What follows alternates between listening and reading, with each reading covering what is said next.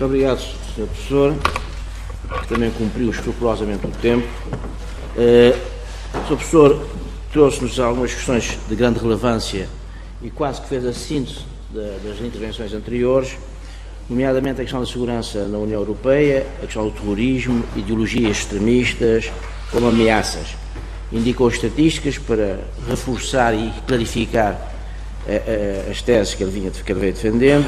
Falou da polícia e do sistema judicial como entidades responsáveis pela segurança percepcionadas pelo público em geral. Falou-nos do relatório sobre o Fórum Económico Global que se refere ao risco do ambiente, desastres naturais, água, energia, água potável e acesso à água.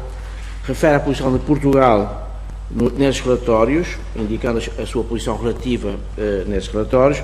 Estatísticas sobre combatentes estrangeiros em zonas de conflito, referindo que a grande maioria desses combatentes são pessoas que foram radicalizadas, não são originariamente pertencentes a uma dada religião, mas são radicalizadas pelos radicais dessa mesma religião. Refere a criminalidade violenta e grave em Lisboa, Porto e Setúbal, exatamente por ser o eixo de maior densidade populacional e de maior desenvolvimento económico também, nesses aspectos. Refere à Estratégia Europeia da Segurança Interna, a NATO e a Segurança Internacional, com ciberataques, terrorismo, atentados, novas tecnologias, etc. Sob o ponto de vista das relações internacionais, fala-nos das relações realistas, de uma oriental, mas que têm vindo a ser, de facto, ultrapassadas já desde os anos 70, 80, começa a ultrapassar-se, nomeadamente com a questão de centralidade humana, que outras teorias das relações internacionais, nomeadamente a construtivista e outras, e as utópicas, têm vindo a desenvolver com maior intensidade, porque são mais abrangentes e têm mais em conta a pessoa humana e não o Estado enquanto fator único de segurança, como as teorias realistas normalmente desenvolvem e defendem. A articulação dos vários tipos de criminalidade, isto é, não olhar para elas como coisas estanques, mas estão articulados num todo que causa perturbação às comunidades onde se desenvolve esses tipos de criminalidade. Perspectivas de futuro, falando das novas tecnologias, das estratégias utilizadas pelos terroristas e pelas organizações internacionais criminosas, utilizando as novas tecnologias e tirando grande benefício dessas novas tecnologias, até porque permitem um baixo custo de ataque, se assim podemos dizer. E finalmente falando da questão da segurança no seu global, como eu tinha dito aqui no inicial, que não é só uma questão de segurança policial militar, mas implica um conjunto de outras entidades que podem permitir realizar a segurança. Em última análise, eu diria que, sob um ponto de vista militar, dizia aqui a Assunção, que não há combates frente a frente de exércitos. Podem ver o Barry Lyndon, um grande filme, onde de facto a gente consegue perceber o combate frente a frente. Sob um ponto de vista das tecnologias e o respeito à pessoa humana em combates militares, podem ver o filme Eyes in the Sky, onde se pode notar a preocupação dos exércitos para evitar danos em civis, danos desnecessários em civis, respeitando o princípio da necessidade e da proporcionalidade. E finalmente podem ler a responsabilidade de proteger, porque no fundo tudo isto implica uma responsabilidade de proteger a pessoa humana nas suas várias dimensões. Posto isto, temos 10 minutos para um debate ou perguntas e depois temos de interromper a sessão para começar a próxima sessão. Está aberta a discussão. Poderemos começar pela primeira pergunta ou pela última pergunta, conforme entenderem, mas comecem por uma pergunta. Sr. Professor, faz favor. Eu começo porque há uma tradição em Portugal que nunca ninguém põe a primeira pergunta. Portanto, espero que não seja a última. Seja a segunda. Eu acho que o painel foi extremamente interessante de todos e de simpatia ser aqui entre os dois professores da manhã, nomeadamente o professor Elias, nós vamos nos vendo, o professor está a pôr nesse texto, as aventuras que ele trazê-los na organização turística. Aquilo que eu gostava de dizer é o seguinte, e não está aqui no seu documento, porque há uma ligação com isso. Eu acho que estamos todos de acordo que não há democracia sem liberdade, e não há liberdade sem segurança. Certamente já todos escrevemos sobre isso, conflitos alterados, etc. Já agora falou de filmes, na sequência da publicação da nossa colega, acho que vale a pena ler o livro do general Rupert Smith, que fala na guerra entre o povo, que era isso que estava a acontecer. Mas o que me preocupa é isto. Não há liberdade sem segurança, é verdade, mas temos de ter uma preocupação acrescida sobre os meios de construir a segurança. E essa é a preocupação que eu tenho. Eu tenho falado às vezes que há um trade-off entre segurança e liberdade, não é? Parece um bocadinho aquele motor para estar para a cabeça ou estar para os pés. Eu acho que essa é a minha preocupação. E era precisamente por isso que eu gostava de falar na intervenção do professor Roberto. Não é possível comparar os estatísticos de homicídio na Europa com os que acontecem, se verificam nas Américas, com exceção do Canadá e dos Estados Unidos, que tem grandes maiorias, mas as Américas, do leste até para baixo, e em África, que são valores que não têm nada a ver connosco. A Europa anda à volta dos 2 por 100 mil habitantes, 2 homicídios por 100 mil habitantes, enquanto o Brasil ultrapassa cerca de 20 e muito, com países em que há taxas de Portugal que tinha 70 e tal homicídios por 100 mil habitantes, que são valores para nós não são pensados.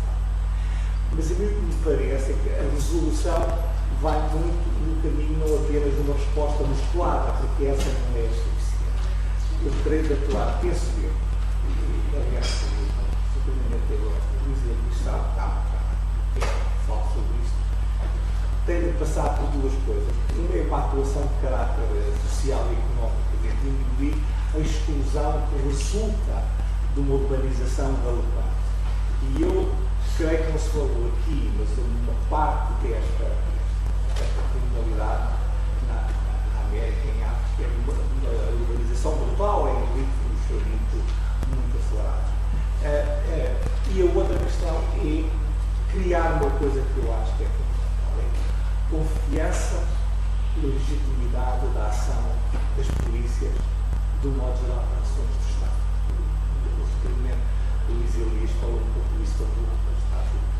Eu tenho que ter confiança no Estado, eu tenho que olhar para o Estado e pensar que ele segura os meus direitos fundamentais. Senão estou simultaneamente a atuar e a reprimir, mas a criar novos indivíduos. E eu acho que esta é, digamos, a resposta um pouco ao que está a passar.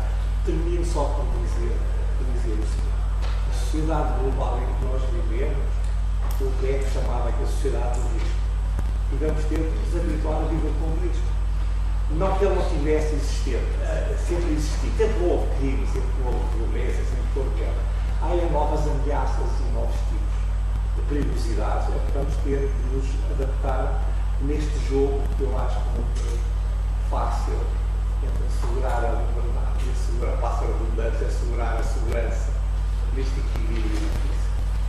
Não é propriamente uma pergunta, mas acho que é uma reflexão para dar origem até a perguntas, inclusive. Faço um favor. Os fundadores levam para perguntas, mas quero pôr uma pergunta que pareceu muito importante. Quando falou na participação dos municípios no Brasil no plano da segurança, de facto é uma dimensão muito importante que aqui em Portugal não temos tido muito em conta. Quer porque os municípios não intuem sequer devem ter uma participação na segurança, quer porque as próprias comunidades locais. Eu pensei que estava ligado. Quer porque as próprias comunidades locais também não têm a percepção que o seu município pode ajudar, juntamente com as forças policiais, aqui essencialmente as forças policiais e outras forças, os bombeiros e forças médicas, etc., a garantir a segurança. De maneira que eu tenho alguma preocupação com isto, nomeadamente porque há comunidades aqui em Lisboa que têm alguns problemas e que os municípios devem intervir e, quando intervêm, têm ajudado a melhorar. Numa reunião que tivemos há 2 anos no Ministério da Administração Interna, por causa de problemas com segurança com comunidades cabo-verdianas, eu propus até exatamente que houvesse um acordo entre a polícia, as organizações dessas comunidades, organizações, associações, etc., culturais, recreativas e outras, e a igreja local, ou as igrejas locais, e o município, de forma a fazerem prevenção, o chamado alerta preventivo. Isto é, havendo qualquer sinal de perturbação, essas entidades comunicariam com o PSP e organizariam logo uma estratégia de contenção imediata, ao avó de qualquer ideia de criminalidade. No Brasil, como há uma experiência muito grande sobre a criminalidade local, hoje diz-se que saiu do Rio de Janeiro, passou para o Niterói, por exemplo, os criminosos mudaram de zona devido à maior ação policial no Rio de Janeiro, não é? Hoje, que Niterói, que era um sítio sossegado, passou a ter problemas. Gostava de ouvir sobre essa matéria de municípios e segurança, que é um aspecto que me parece importante até para nós, portugueses. Muito bem, isso ajuda também a complementar um pouquinho uma parte da minha fala anterior. Realmente, esse tema hoje é extremamente importante no Brasil, porque como é que funciona a estrutura policial no Brasil, as responsabilidades? A responsabilidade da polícia, em geral, ela é dos Estados federados. Então, toda a criminalidade comum, ela é de competência dos Estados federados. E nos Estados federados, há duas instituições policiais. Uma polícia chamada Polícia Civil, que é encarregada da parte de investigação, a parte criminal investigatória.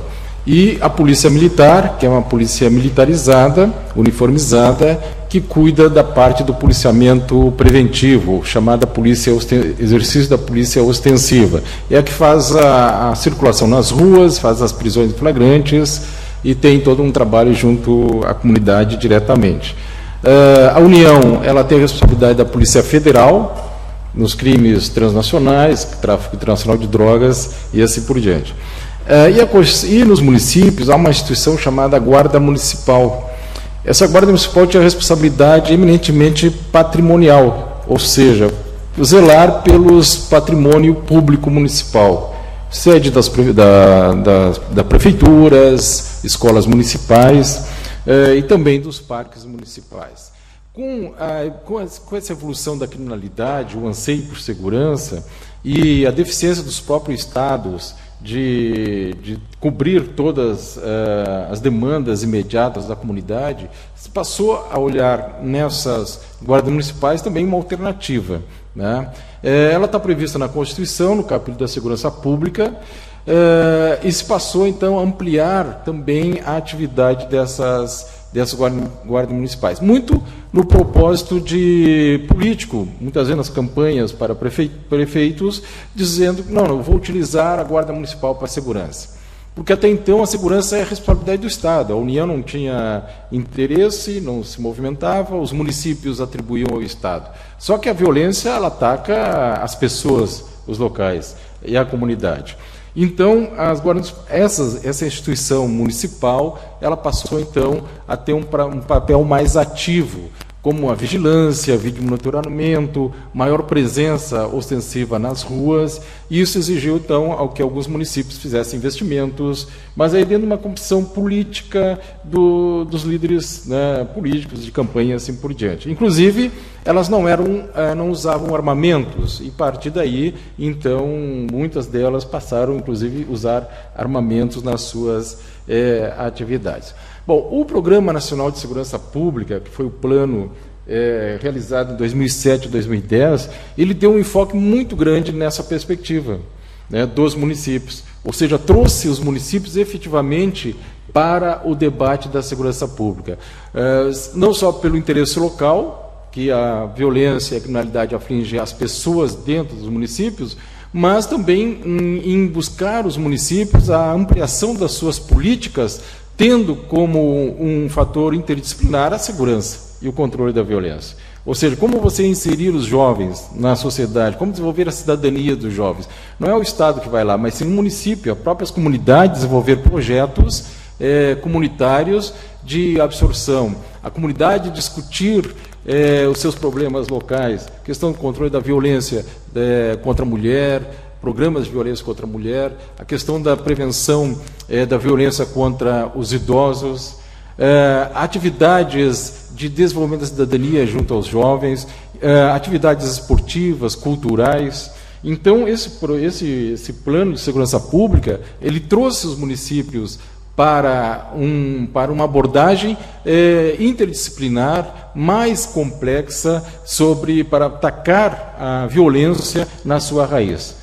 E porque o grande problema que temos no Brasil hoje justamente como coloquei antes, dos homicídios, a faixa de 14, 15 há 22 anos, mais ou menos, que é a grande faixa de mortandade de vitimização dos homicídios. Ou seja, nós transformamos a sociedade brasileira numa indústria de formação de criminosos jovens, e esses criminosos têm um prazo de vida bastante determinado. Então é fundamental a participação dos municípios. Eles foram trazidos para a discussão de segurança pública e fazer investimentos locais, principalmente em políticas sociais.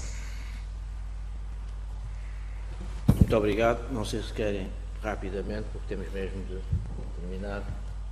Posso fazer aqui uma pequena Sim, intervenção? muito rápido, sim. Relativamente ao que referiu, é de facto importante esta parceria entre as forças e serviços de segurança e os municípios, embora em Portugal também exista a questão de que as funções de segurança são do Estado, são competência do Estado, sendo certo que, como aqui vimos e como aqui falámos, há dimensões da segurança que ganham muito com o envolvimento das entidades locais, dos cidadãos, etc. Embora em Portugal nós tenhamos historicamente um problema, que é, devido a algum déficit de cidadania, não há uma participação tão elevada dos cidadãos comuns nas questões de segurança, porque têm a tendência para pensar que a responsabilidade do Estado é de alguém acima, é de outra entidade, é da polícia, é das forças de segurança, e não há tanto envolvimento quanto podia haver. Mas isso é um trabalho que se vai fazendo, e eu penso que com os anos temos tendência a melhorar, até porque há muitas parcerias no terreno, há muitos projetos a funcionar bem, e há outros que infelizmente funcionam bem e acabam por depois ser abandonados em função ou de estarem demasiado centrados numa ou duas pessoas, ou em função das alterações políticas que por vezes acabam por abandonar alguns projetos que são de sucesso e que, como foi aqui referido pelo nosso colega brasileiro, também temos essa tendência em Portugal, infelizmente. Muito obrigado. Eu queria agradecer ao... Posso fazer só uma divulgação rapidinho? Eu sei. Só a divulgação. Quem quiser, os dados que eu falei muito rapidamente, ele pode ser consultado no sítio forumsegurança.org.br, forumsegurança.org.br. Então lá tem todo um catálogo de anuários estatísticos e também revistas especializadas com artigos na área de segurança pública para consulta. Muito obrigado a todos. Agradeço aos colegas do painel, felicito-os pelo brilhantismo das intervenções e a importância delas. Vamos fazer... Diga. Queria pôr uma questão. Tente ser mesmo muito rápido, que os colegas do segundo painel estão... Bom dia. Meu nome é João Chafreira, sou consultor internacional de segurança e sou membro também do Conselho Consultivo do OSCOR, que é parceiro nesta organização. Eu penso, e gostaria de ouvir o vosso comentário, que deveríamos fazer um maior investimento no chamado policiamento de proximidade, no chamado policiamento comunitário, porque efetivamente esse tipo de policiamento tem mais interação com as comunidades e com as populações e pode ser não só um ótimo meio de prevenção, mais além daqueles todos que o professor Elias ali referiu, mas um meio de prevenção bastante eficaz no sentido da diminuição da criminalidade e também da recolha de indícios de factos inadequados, estranhos, enfim, anormais, que poderão levar a pistas de fundamentalismo ou de radicalização que poderão ser muito úteis no combate ao terrorismo. Gostaria de ouvir a vossa opinião nesse sentido. É que muitas vezes há a ideia de que isso é uma despesa e há uma tendência, sobretudo no tempo da Troika, a reduzir despesas na polícia, nos meios tecnológicos, etc., quando eu acho que isso é um investimento. Todos os custos a nível de segurança são de facto um investimento e não uma despesa, mas gostaria de ouvir a vossa opinião. Muito obrigado. Muito obrigado. 2 minutos cada um para pontuar essa questão. Sem dúvida que esses projetos de polícia comunitária, muito usados no Brasil, de proximidade, eles são extremamente importantes para a questão da segurança pública, né? E é onde se estabelece a confiança e legitimidade que o professor Nelson estava colocado, ou seja, essa relação direta com as comunidades.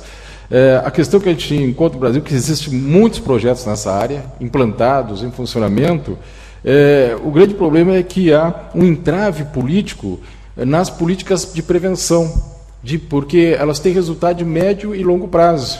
E, muitas vezes, os governantes eles querem medidas imediatas. Então, dizer que foram feito tanto número de prisões é mais significativo do que divulgar que fez um projeto de prevenção na comunidade. Então, isso é um grande trave no Brasil, porque lá, muitas vezes, as políticas elas são por espasmos, ou seja, da crise se toma medidas.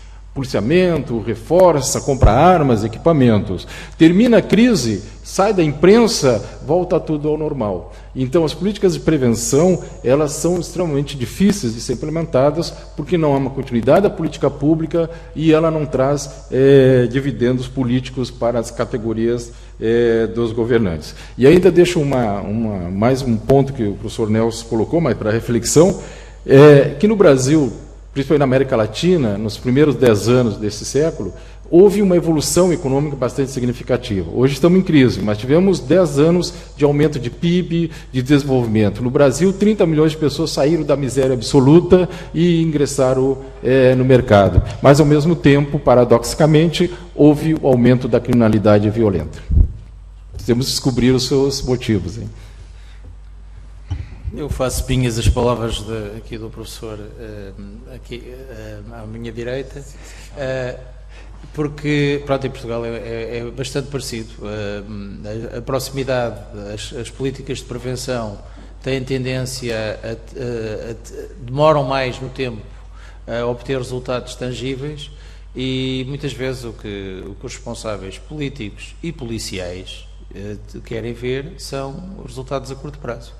E, de facto, por muito que se invista na proximidade, que é, de facto, e concordo consigo com o que referiu, uma possibilidade de estratégia para se conseguirem obter indícios técnicos, nomeadamente no âmbito da criminalidade, do terrorismo, etc., não é a única, mas é uma, por vezes há a tendência de não haver paciência para se obterem resultados tangíveis, que normalmente só se obtêm a médio e longo prazo.